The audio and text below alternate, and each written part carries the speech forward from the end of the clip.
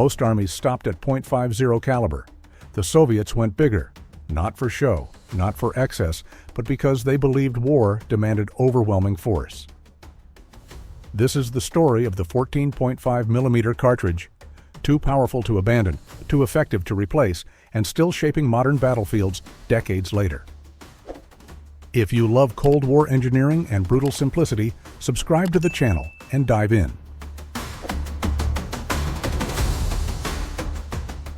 To understand why the Soviet Union became fixated on 14.5mm, you first have to understand how it approached war itself. Soviet military doctrine was never obsessed with elegance or specialization. Where Western armies preferred carefully defined roles for weapons and platforms, the Soviets favored tools that could do many jobs at once, even if they did them brutally. The Red Army expected chaos, poor weather, broken supply lines, crews with uneven training. Weapons had to work regardless. They needed to hit hard, tolerate abuse, and remain lethal even when conditions were far from ideal. If accuracy suffered slightly, overwhelming firepower would compensate. This mindset shaped everything from tank design to infantry weapons. And when it came to heavy firepower, the Soviets consistently leaned toward larger calibers, higher energy, and simpler mechanisms. The goal was not just to suppress the enemy, but to physically dominate the battlefield. In that context, .50 caliber looked adequate, but not decisive.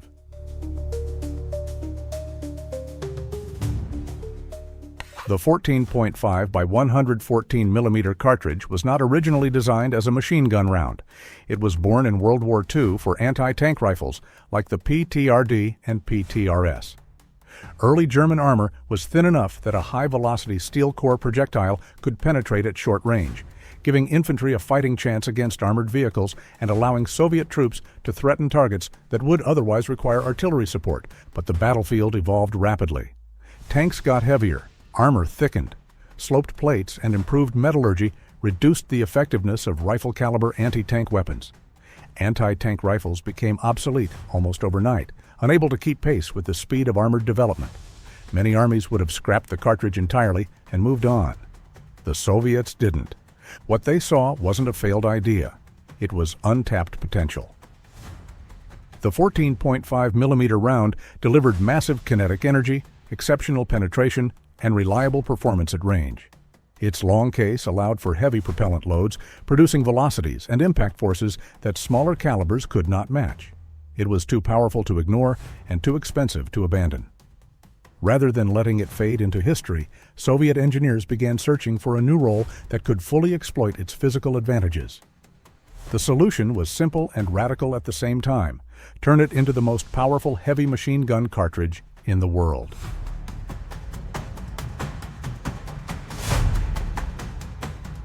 Transforming the 14.5mm into a machine gun caliber wasn't just a matter of scaling up an existing design.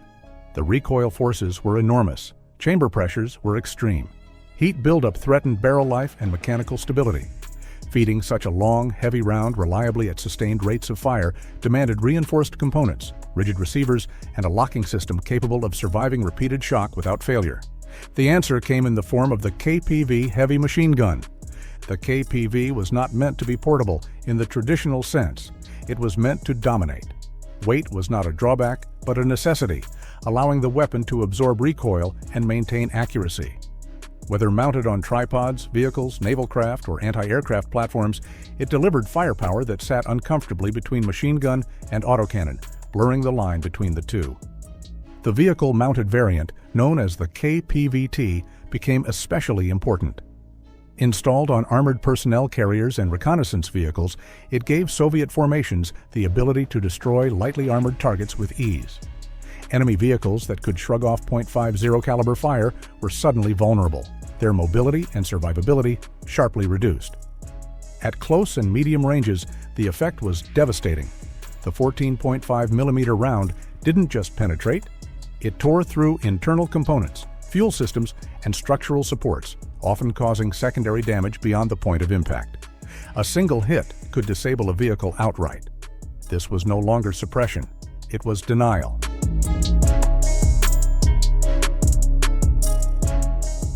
The Browning M2 was and remains a legendary weapon. It is reliable, accurate, and adaptable, proven across decades of conflict. But from a Soviet perspective, it had clear limitations. Against hardened positions and lightly armored vehicles, it could struggle to deliver immediate results. It occupied an uncomfortable space, powerful enough to threaten, but not powerful enough to dominate. In fast-moving engagements, that distinction mattered. The Soviets wanted a weapon that could replace small cannons in some roles while retaining the simplicity and durability of a machine gun. They wanted something that could engage aircraft, vehicles, and infantry without changing platforms, ammunition types, or doctrine. A single system that could follow mechanized units and impose control wherever it appeared. The 14.5mm did exactly that. It delivered significantly more energy than .50 caliber while remaining cheaper and simpler than true autocannons. It did not require high explosive ammunition, complex feeding systems, or advanced fire control equipment. Crews could be trained quickly, maintenance was straightforward even in austere conditions, and logistics were forgiving over long supply lines. In Soviet doctrine, this mattered far more than finesse.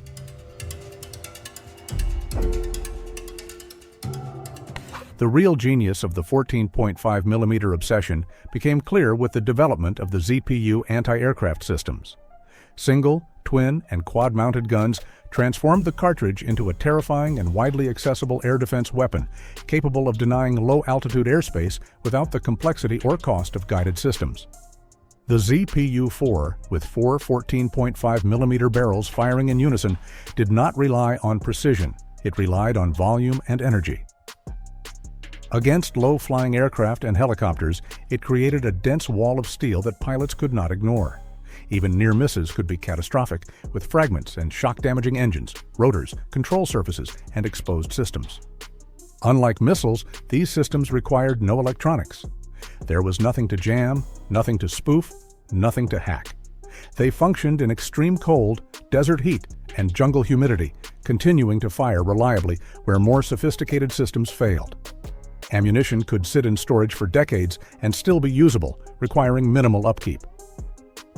For Soviet allies and proxy forces, this was ideal. It offered effective air defense without dependence on advanced technology, specialized training, or constant resupply. And once these systems spread, they stayed.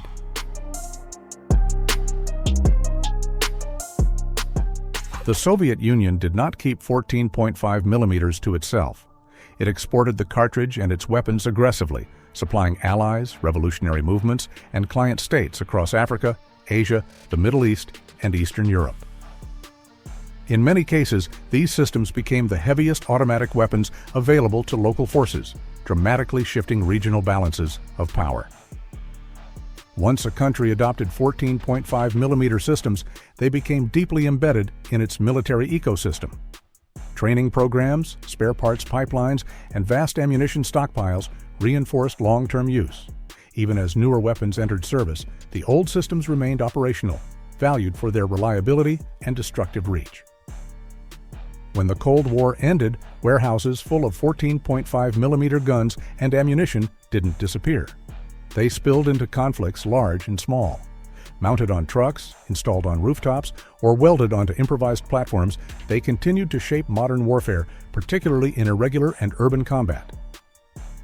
Few calibers have demonstrated such geographic reach or such lasting relevance.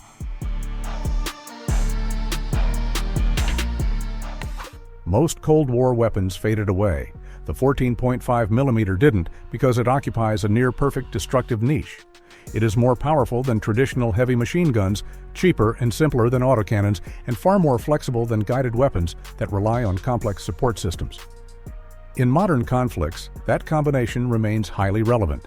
Against drones, helicopters, and lightly armored vehicles, 14.5mm fire is still lethal. In dense urban environments, it can penetrate walls, barriers, and improvised cover that smaller calibers cannot, denying enemies the protection they expect. Perhaps most importantly, it does not depend on technology. There are no software updates, no satellites, no electronics vulnerable to jamming or failure. It functions the same way today as it did decades ago, regardless of environment or interference. Steel does not become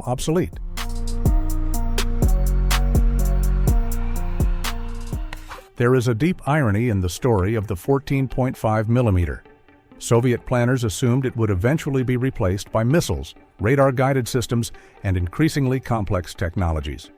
Instead, modern warfare, especially irregular, asymmetric, and low-intensity conflict, has given it renewed relevance, often in environments where advanced systems are impractical or unavailable. As battlefields become more chaotic and less predictable, simple, brutal solutions regain value. Pickup trucks and improvised mounts may look crude, but paired with a 14.5 millimeter gun, they are dangerously effective, offering mobility, firepower, and intimidation in equal measure. The cartridge thrives in disorder, where reliability matters more than precision, and disorder is now the norm.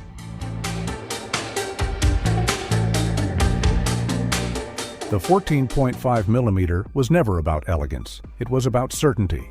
Certainty that whatever it struck would not recover. Long after the Cold War ended, this caliber remains, not because it is modern, but because it is effective. If you enjoyed this deep dive into weapons that refuse to disappear, subscribe for more stories where history, engineering, and raw firepower collide, where simplicity proves deadlier than sophistication.